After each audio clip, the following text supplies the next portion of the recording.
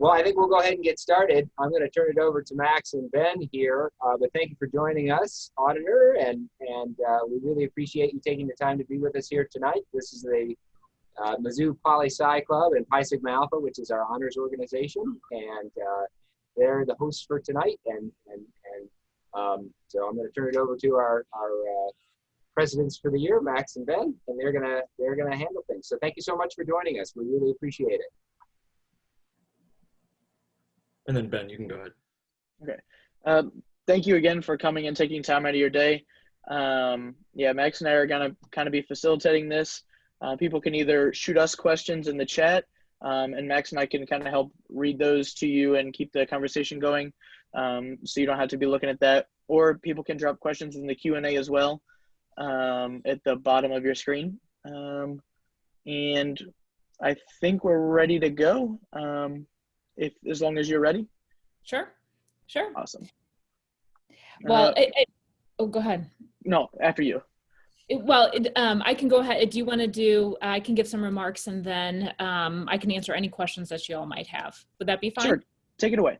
Okay, excellent. Well, I really appreciate this opportunity. I went to Mizzou for my MBA, and so I went to Rolla and have degrees in applied mathematics and economics from there. And I cannot imagine going to college, undergrad, grad school during COVID, doing all my classes online or some combination of that. And so I really appreciate this opportunity, even if we are visiting via Zoom instead of in person at Mizzou.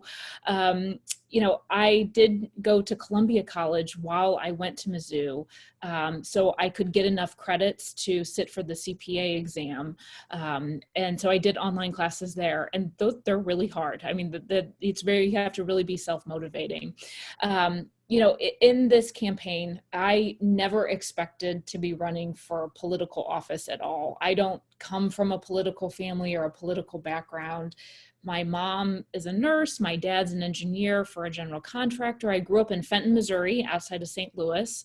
I was really into math when I was growing up.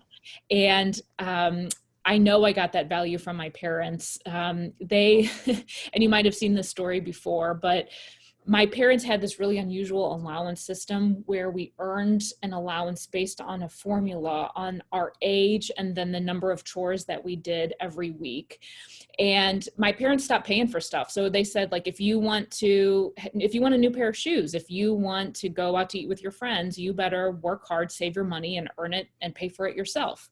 And, I'm sure that's a value that we all have, right? You have to work hard for what you have. You work hard to provide an opportunity for yourself and your future. My parents did take this much further because they levied an income tax on my allowance. And so I have been paying income taxes since I was about 10 years old. But my parents would take that money from my brother, my sister, myself, and we, the taxpayers, would then vote on it, on what we would spend our money on. So growing up in Fenton, on a Friday night, we would use our tax money to go out to eat at like Ponderosa, or sometimes Olive Garden was like a huge upgrade. But we didn't go out to eat all the time when I was growing up. I mean, that's something we rarely did. And so that was really special for us. Or we would get like a Game Boy, or like a game for our Game Boy, which ages me considerably. The only people that I can see are Max and Ben, and they're both shaking their head like, yes, you are kind of old. But, it was no surprise to anyone in my family that I did go to Rolla. As I said, I have degrees in applied mathematics and economics. Later, I went to Mizzou, and that's where I got my MBA, and I became a CPA and a certified fraud examiner. And in my current role, being a certified fraud examiner has really come in handy, because you would not believe the fraud and the inefficiency I find all the time in government. And public service is such an honor and a privilege, but I have seen corrupt officials abuse that privilege. I've identified more than $370 million in wasted or stolen taxpayer money. And because of those audits, I've worked hand in hand with law enforcement at every level to bring 63 criminal counts against corrupt public officials in this state, Democrats and Republicans. I'm proud of my public service record and the work that I do on behalf of taxpayers. I'm proud of my accomplishments. And I've done all of this while running my own office under budget, every year returning millions back to taxpayers in the process. And while I said I did grow up in St. Louis, I live in Columbia now. I have for about 10 years. And my husband, John, and I are raising our 3 kids here, William, Ben, and Joseph. And when I launched this campaign for governor a year ago, I never could have imagined the crisis that we would be facing in 2020. But I knew even then that Missouri's families needed a change, and I am even more certain of it now. I'm running for governor to put Jefferson City back on the side of working people, of working families, and act with urgency to protect the people of our state. The most important thing the next governor will have to do is contain the spread of the virus and rebuild Missouri's economy. But the question is, will we take the steps needed to defeat this virus and rebuild in a way that helps folks get back on their feet? Or will we continue to ignore science, distract, and rebuild only for well-connected special interests? And Missouri has so many challenges. A virus that's impacting our most vulnerable neighbors, the worst economic shock since the Great Depression, chronic underinvestment in healthcare and education, persistent gun violence in cities across our state, and tough conversations about how to make Missouri more equitable and just. And none of these things can be sidelined and focus in favor of focusing on just one, because these issues are all interconnected. If we fail to get the economic crisis that's devastating budgets at every level under control, we won't be able to deal with any of these issues effectively.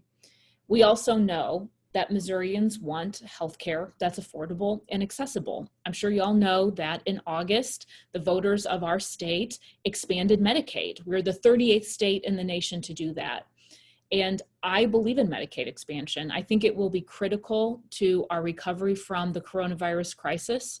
It will inject billions of dollars of investment into our healthcare system, expand the number of Missourians that are insured. It'll save our rural hospitals and healthcare, and create economic opportunity in parts of our state that really needs it. And I'm committed as governor to seeing it implemented in a way that takes advantage of all that it can offer. And, I know that there's a lot in the news right now out of DC and what it's going to mean for healthcare. And as we're seeing in the confirmation hearings for Judge Barrett this week, the Affordable Care Act itself is the subject of a lawsuit that will be heard by the High Court later this year. And if the lawsuit succeeds, then the Affordable Care Act could be struck down. And that means insurance coverage protections for more than 2 million Missourians with pre-existing conditions will be gone. Your ability to stay on your parents' insurance until age 26 will be gone. And Medicaid expansion that voters just said they wanted will be in peril. And young people are particularly vulnerable should the Affordable Care Act be weakened or eliminated. Because remember that Medicaid expansion is designed to offer a lifeline of health insurance coverage to folks that maybe work part-time waiting tables while you're in grad school, or you work in sales and you just don't get insurance through your job. So even if the ACA survives its day in the Supreme Court, Medicaid expansion is still at risk. And this is really just an incredibly important issue because it's a pocketbook issue, but also we're in the midst of a pandemic. And so healthcare has just become one of the top priorities of voters that I visit with across the state. Governor Parson has a reputation and a record for interfering with the vote of the people. We have seen it on Clean Missouri. We've seen it on Right to Work. And so I expect that Governor Parson will interfere with the implementation of Medicaid expansion should he win a second term. Healthcare costs, the lack of access, closing rural hospitals, it was all weighing on the people of our state when the coronavirus hit, and it has tested us and it's tested our leaders. This past spring, so many Missourians did what they were supposed to do to flatten the curve. I mean, you guys, you probably gave up income, you gave up time with your family, graduation, celebrations, you gave up time in the classroom. And today it's hard to understand what we have to show for it. Cases and positivity rates are surging everywhere, particularly in parts of our state that were supposed to be spared in the early days of COVID. And we're seeing clearly that this virus does not respect county lines. I've outlined a plan for how we can overcome the virus through mitigation, containment, to get our economy back on track. The plan I have is designed to prevent another widespread shutdown, because defeating this virus shouldn't mean shuttered business, closed schools, and lost wages. But we can't just continue on our current course because it risks going backwards. We need a reset on our COVID strategy, and we need it fast. And then we can't just go back to where we were on the eve of this crisis, because where we were wasn't good enough for too many people. And so, as state auditor, I've never settled for things just being the way they are. As a mom, I don't settle when it comes to my family, their health, their well-being. And as your governor, I won't settle either. And so I really appreciate the opportunity to visit with y'all, and would be happy to take questions that you might have. Great. Well, I just want to say thank you so much for being here. And the first question that I have is, barring COVID, why is right now the best time for you to run? As I said, when I launched this campaign, I never could have imagined that COVID would be in the picture. I mean, how could we, any of us, picture that in, September or August of last year, right? But I knew then that families needed a change, and that we needed to change the direction in our state. We continuously are ranked in the bottom of what seems like every major national ranking. We have these divisive social policy debates out of Jefferson City that hurt our reputation nationally. And so it's hard to compete for jobs, investment, talent, young talent, capital in our state. And, Governor Parson honestly had made some choices along the way that showed to me that he was disconnected from the people of our state. He has kicked 100,000 kids off of their health insurance. And these parents didn't do anything wrong. They really didn't do anything wrong. And all of a sudden they were showing up to routine doctor's appointments and getting turned away because a policy decision had been made by someone in charge in Jefferson City, someone they likely have never heard of and never even met, but it was impacting their lives so directly. When I've seen over and over again in Jefferson City through my time as state auditor, looking under the hood of state government, that there's people in charge that are disconnected from the realities of everyday families. They're not considering how their policy decisions will impact people in their real lives. I mean, terminally ill children were going to routine doctor's appointments and getting turned away. And these mothers that are telling me these stories, obviously they're emotional, they're upset. It's upsetting to them because they feel like they have done something wrong, that they failed their kids in some way, they failed their families in some way. But the truth is, they were going about their day, they did everything right, they did everything they were supposed to do, they work hard, they provide for their families, they just don't get insurance through their work.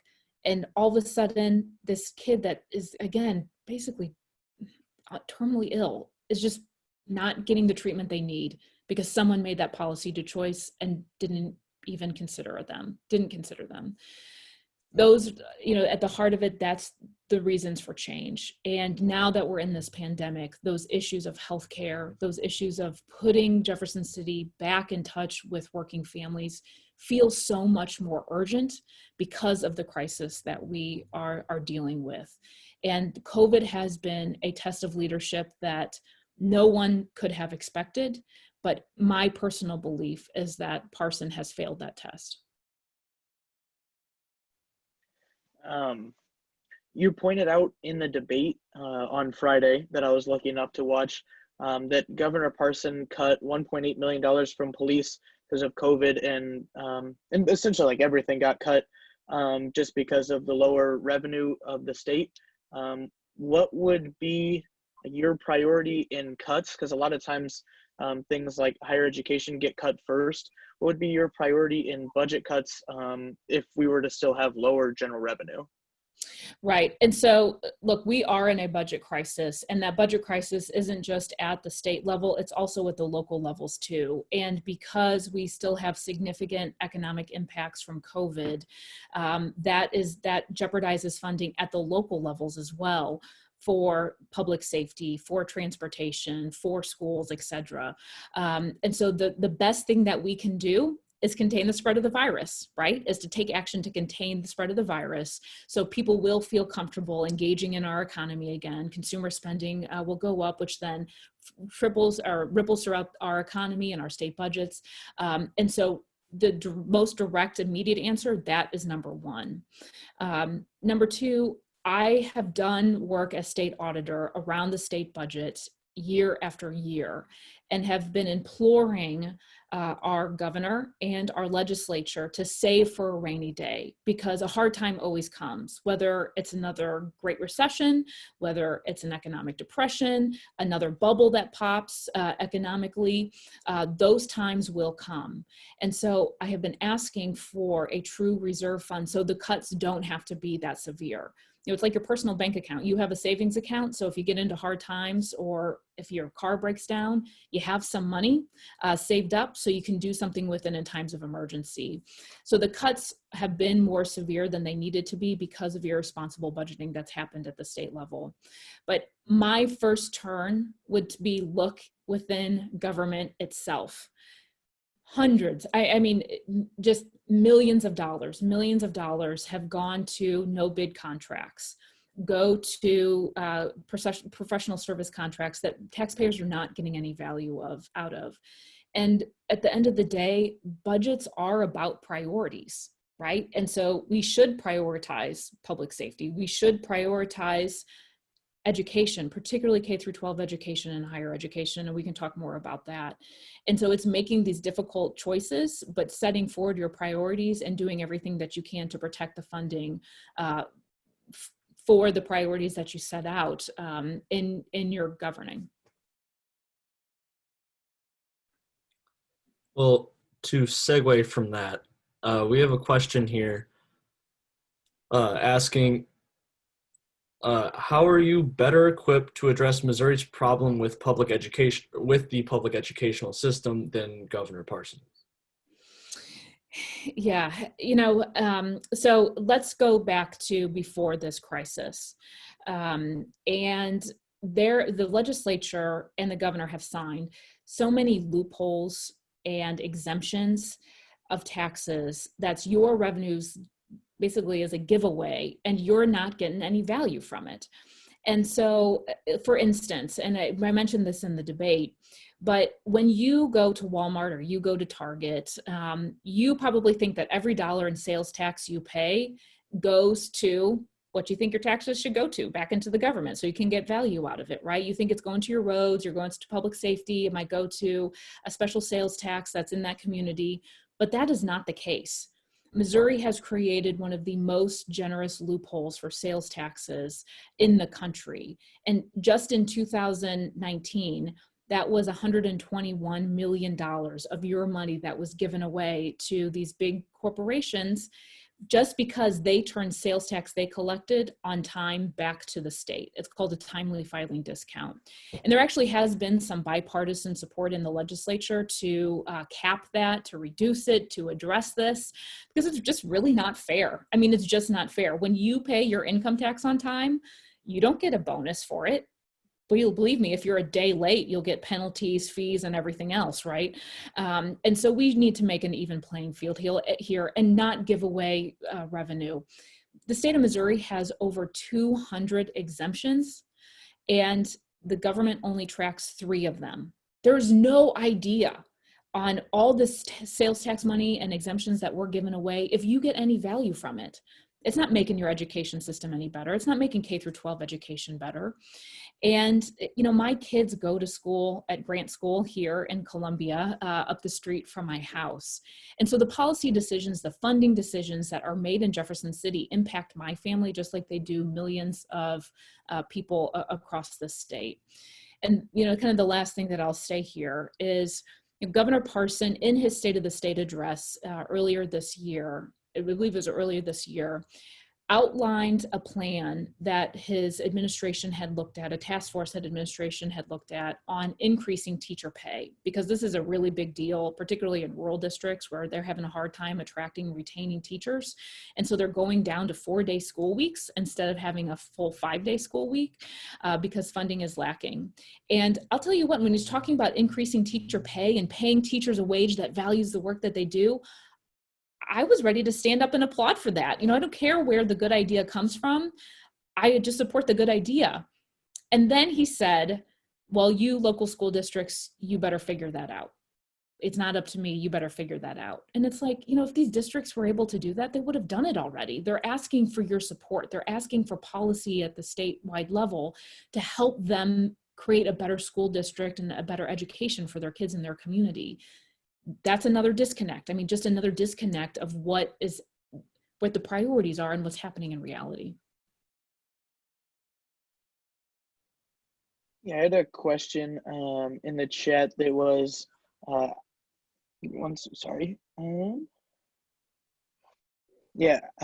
have you overcome the discrimination of being a woman in politics, and what challenges have you had along the way? Yeah, the challenges are real. To be clear, I am running for governor and I'm a woman. I'm not running for governor because I'm a woman.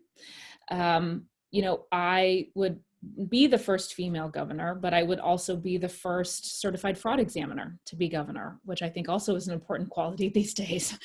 But the culture in Jefferson City is something unlike anything that I have seen. I've worked in the private sector for multiple companies.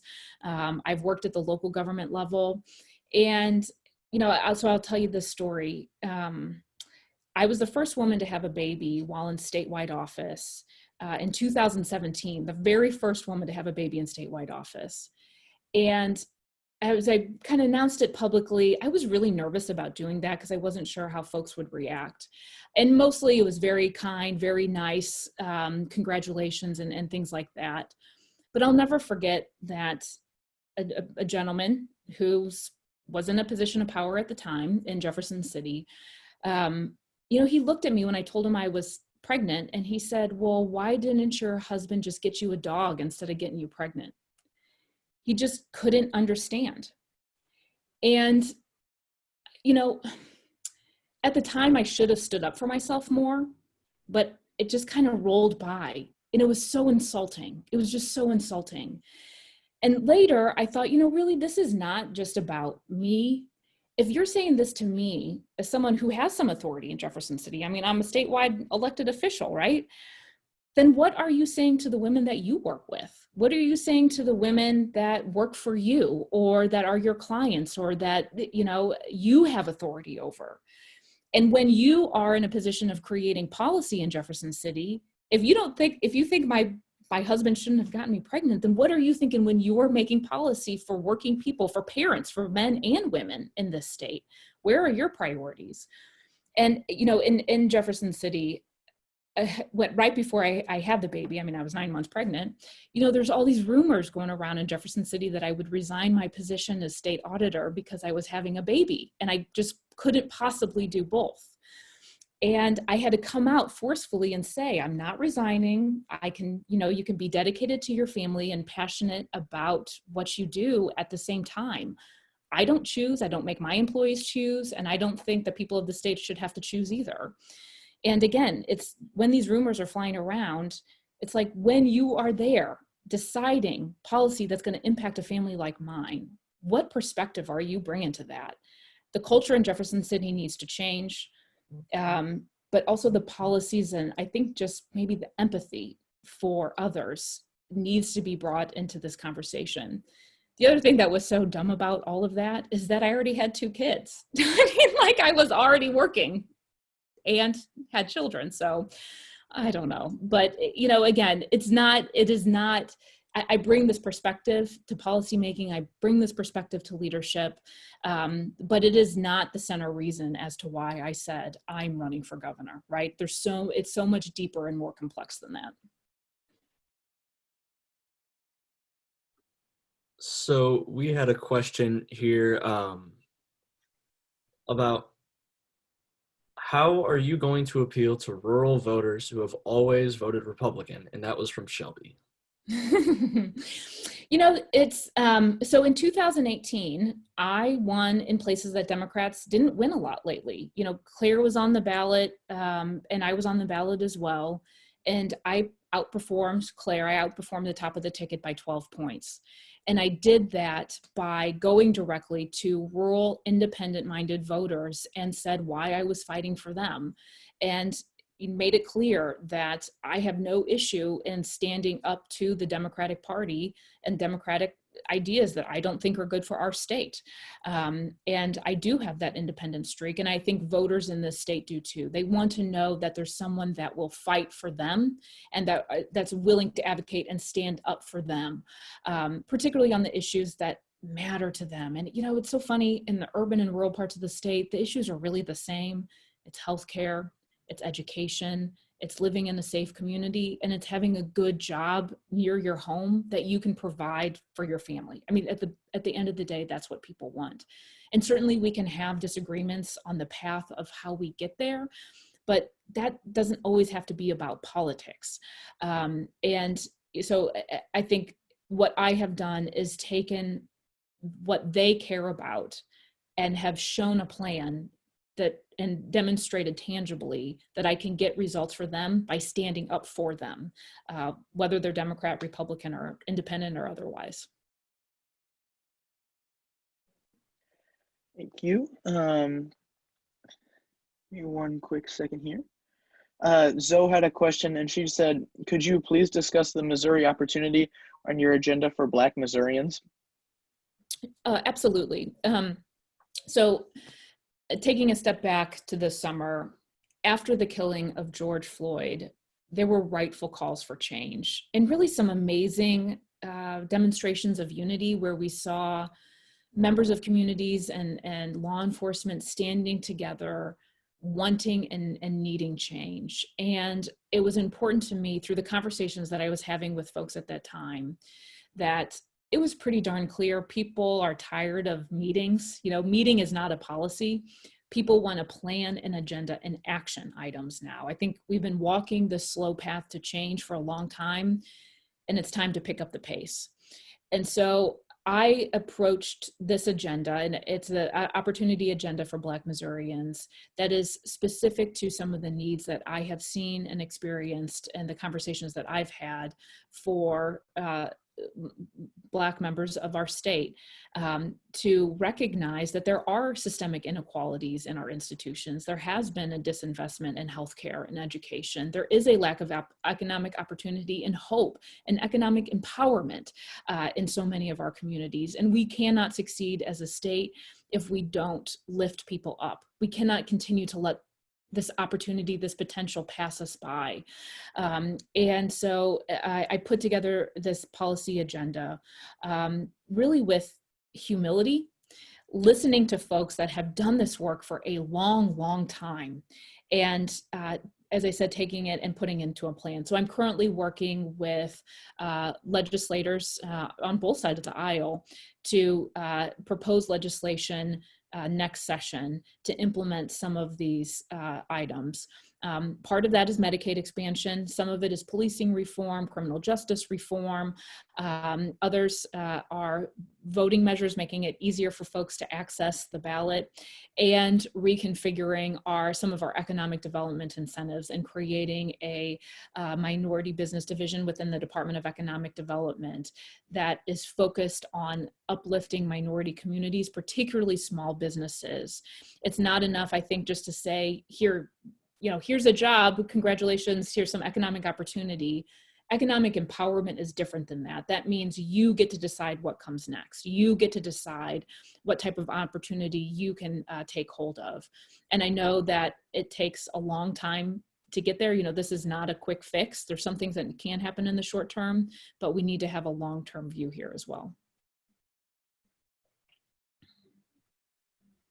Thank you. And here's a question from Gage. What is your message for Republicans and independents who may have never voted for a Democrat before, but are considering voting for you in November?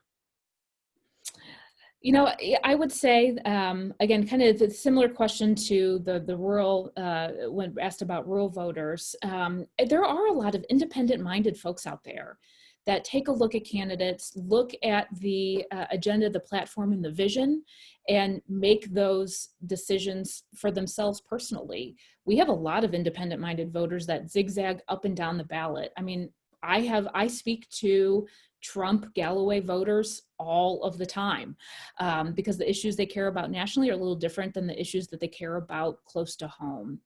And what I would say is that, you know, on so many issues, we're just told that the status quo is working just fine. That, you know, if you have a problem with, you know, again, healthcare, if you have a problem getting access to healthcare, you better just figure that out.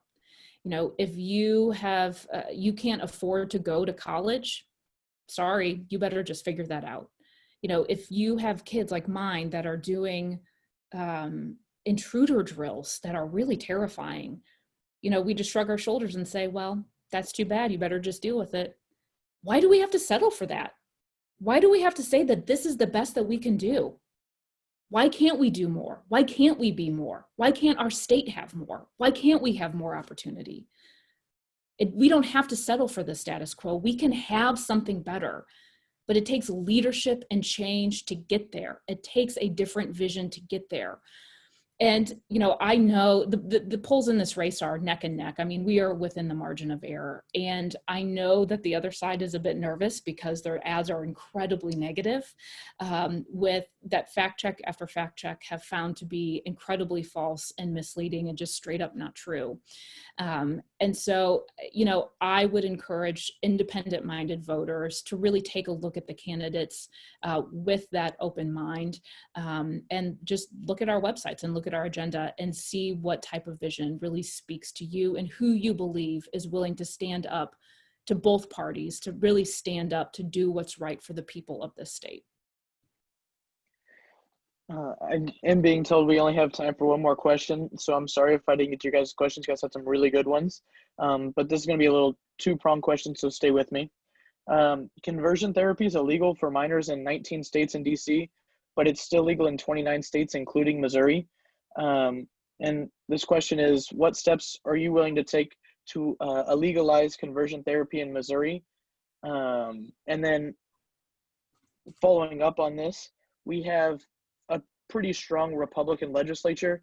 And if you were to win the governor's race, I don't really see that legislator flipping to blue. So how would you work on things that are generally maybe a more Republican issue or Democratic issue across the aisle? So I'll take the last one first. So, I mean, I have done that already as state auditor. I'm serving now with a majority Republican legislature and have found good partners on the other side of the aisle that want to get good stuff done. And in the 5 years I've been in Jefferson City, I've passed 10 pieces of legislation. And if you can imagine, in 5 years, I've also served with 3 governors of both parties, and they've signed that legislation. So, you know, it doesn't always have to be about politics and political persuasion. It can be about effectiveness and working behind the scenes to allow other folks to take a whole lot of credit for the good stuff. And I am totally fine with that, as long as the good stuff is happening. But looking on the flip side of that, though, the legislature does pass some bad bills, and we have seen that, and we've seen how that's impacted folks. Like, you know, the easiest example, I think, is just look at right to work. You know, right to work was passed. Voters overwhelmingly said no. Then immediately, right to work bills were filed in the legislature, and Governor Parson has said that if a right to work bill comes to his desk, he's going to sign it. I would veto it. And then I would travel the state explaining directly to Missouri families why I thought that was the best choice and why I was standing up to them, for them, and honoring their vote. So it goes both ways. And I think finding that balance and that compromise is important. On the conversion therapy question, you know, I actually got to spend some time visiting with a young man out of the western part of our state who was subjected to conversion therapy. And really heartbreaking results that had for him personally and mentally and physically. And it was a very painful story to listen to, but he was incredibly brave in sharing that and sharing his personal experiences, particularly with someone, I mean, I'm essentially a stranger to him, right? But yet he was opening up to me because he knew that I would listen, and listen with an open mind and an open heart. And so I don't know what the legislature would do. I don't know how these bills, or if these bills have been proposed in the legislature. That's not something I could speak to. But I would look at administrative orders or something administratively that could be done to ban that harmful process and that harmful practice in our state.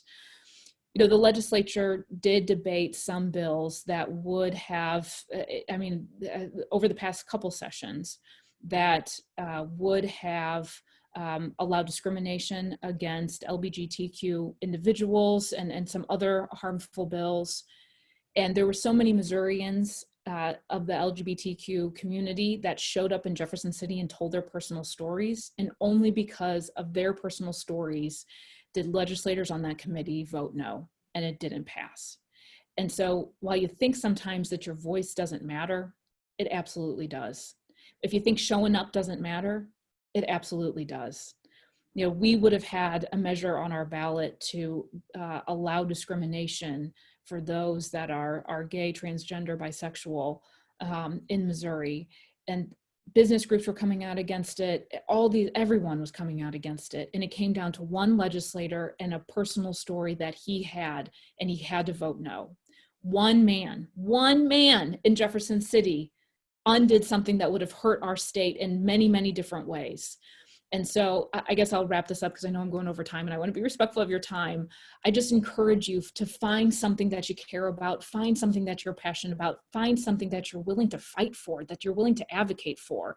And it doesn't always have to be in politics. It can be through a nonprofit. It can be in your community. It can be something really simple. If you don't stand up and advocate for it, nobody else will. And once people see that you are willing to put yourself out there, once you're effective in standing up for something that you care about, folks will see you as a leader. They will see, you know what? I know that he or she can then fight for me too. That's what leadership and empowerment is all about. And so I appreciate the opportunity to visit with all of you.